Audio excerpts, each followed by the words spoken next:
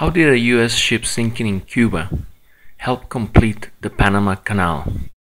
The 25th of January 1898, the U.s. Maine, one of the first armored battleships, was sent to Cuba to protect American interests during the Cuban War of Independence from Spain.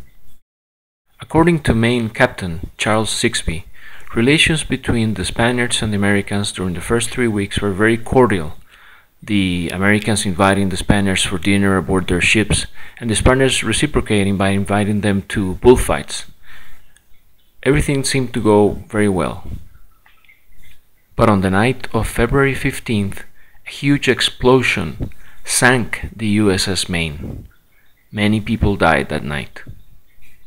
The sinking of the Maine was a huge loss to American military, but the biggest loss was the death of 266 men who were sleeping in the battleship that night. This is a photograph of the funeral that was held in Havana, Cuba, for all the American men who died aboard the u.s.s. Maine that night. The Sampson Court of Inquiry determined that a mine caused the explosion, but could not say who was responsible or if a country was responsible for it. Inflamed by the yellow press of William Randolph Hearst, American public opinion blamed Spain.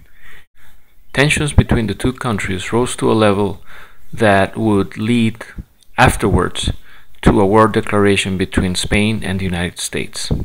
Because of the impending war with Spain, the u.s.s. Oregon was ordered to travel from California to Florida in order to support the North Atlantic Squadron.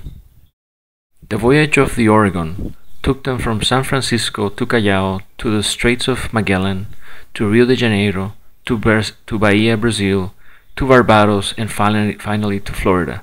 The average speed was 11.5 knots, and it took them 66 days to go from one coast to the other.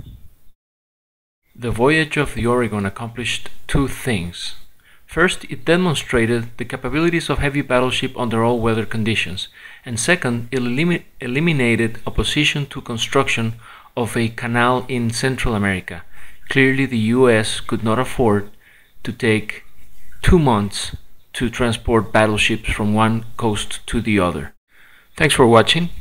I Took Panama is a book based on the life of bunau-varilla, the man who invented Panama, according to journalist Eric Severate. You may see more information about this book on itookpanama.com. I Took Panama is available for sale on amazon.com. Thanks for watching and have a nice day.